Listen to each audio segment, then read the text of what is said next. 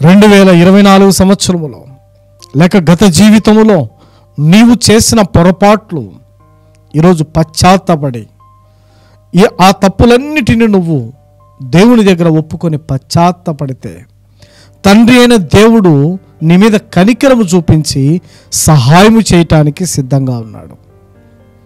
తప్పిపోయిన కుమారుడు పశ్చాత్తాపడుతున్నాడు.